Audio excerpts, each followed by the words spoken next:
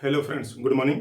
स्वागत है आपका अरम मेटालिकम के दूसरे वीडियो में। इसके पहले जस्ट एक वीडियो है जिसमें कि मेंटल सिम्टम्स के बारे में बात हो चुकी है। आप उसको भी देख लें, उसके बाद इस वीडियो को देखें, बेहतर समझ बनेगी अरम मेटालिकम के बारे में।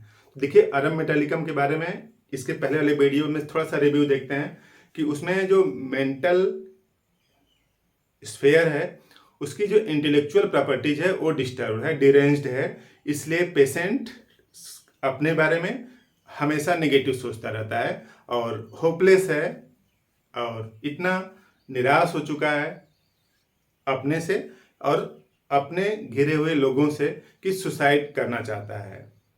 सब कुछ निगेटिव होता हुआ उसको समझ में आता है, इस वजह से सुसाइडल टेंडेंसी है उसमें। और किसी भी ऑब्जेक्ट का सिर्फ नीचे वाला पोर्शन देखता है, ऊपर वाला नहीं देखता है।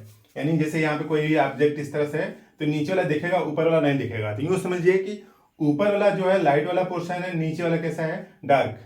यानी डार्कनेस इसके नेचर में भर चुका है और सब कुछ जो भी सोचता है सब नेगेटिव ही सोचता है।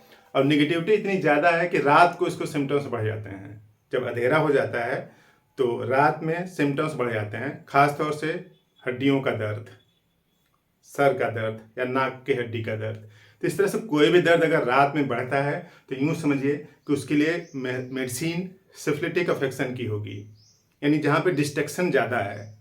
और डिस्ट्रक्शन कुछ अरम मेटालिकम में भी है। तो अब हम लोग फिजिकल सिम्टम्स की अगर बात करें तो देखिए, जो बॉडी में जितने भी ग्लैंड हैं, चाहे टेस्टिस हो, चाहे ओवरी हो, चाहे यूट्रस हो और मेमोरी ग्लैंड हो, सब में कुछ न कुछ थोड़ा या ज़्यादा अफेक्शन है। खास तौर से पुरुष और महिला में जो डिफरेंस है वो ब्रेस्ट की वजह से है और टेस्टिस की वजह से है। तो टेस्टिस में ड्यूरेशन है, हार्डनेस है। तो देखिए सिम्टम्स किस तरह से प्रोसीड करता है कि जैसे मान लीजिए इस तरह से टेस्टिस है तो पहले क्या करेगा, ये स्वेल करेगा। कुछ भी दिक्कत आएगी तो थोड़ा सा साइज उसकी क्या हो जाएगी, बड़ी हो जाएगी, स्वेल करेगा। उसके बाद हार्ड होगा, हार्डनेस हो जाएगी उसमें। जब ही हार्डनेस होने लगती है तो ब्रेन को लगता है कि टिश्यू यूजलेस हो रहा है।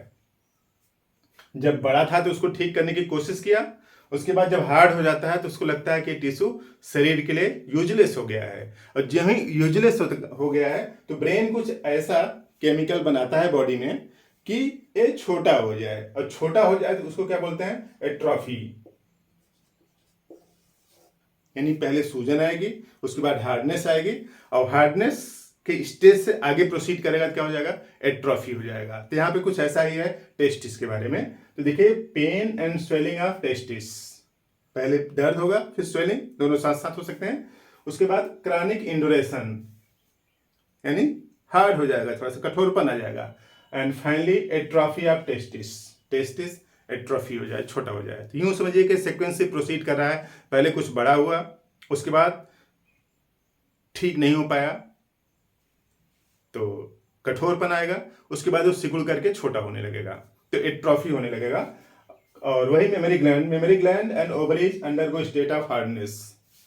मेमोरी ग्लैंड में भी, यानी जो स्तन है वहां पे भी हार्डनेस, टिश्यू हार्ड हो सकते हैं, लिम्फेटिक टिश्यू पाए जाते हैं, सब वो हार्ड हो सकते हैं।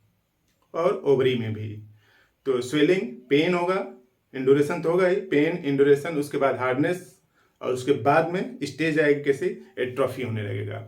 तो चाहे मेल में अगर बात करें तो टेस्टिस का है, और फीमेल में जो ब्रेस्ट है, मेमोरी ग्लैंड है उसका, और ओवरी का, स्वेलिंग, इंडोरेशन, फिर एट्रोफी। और sensation as if heart stop beating for 2 to 3 second. ऐसा लगता है कि 2 से 3 सेकेंड के लिए हार्ट ने अपना एक्शन रोक दिया, धक से लगता है। उसके बाद जस्ट अगले सेकंड में तेजी से हार्ट की स्पीड ज़्यादा हो जाती है। तो ऐसा सेंसेशन अगर आता है तो अरम मेटालिकम उसकी रेमेडी है। हफ्ते महीने में इस तरह से कभी एक बार लगता है कि 2 से 3 सेकंड के लिए हार्ट, फ्रैक्शन ऑफ सेकंड के लिए हार्ट की स्पीड रुक गई, हार्ट रुक गया, उसके बाद तेजी से फिर चल पड़ता है। और जब चलता है तो जो 2-3 सेकंड रुका है या रुकने का जो आभास हुआ है उसकी भरपाई अगले सेकंड में करता है। तो अगले सेकंड में जो पल्स है जो थोड़ी ज़्यादा हो जाती है।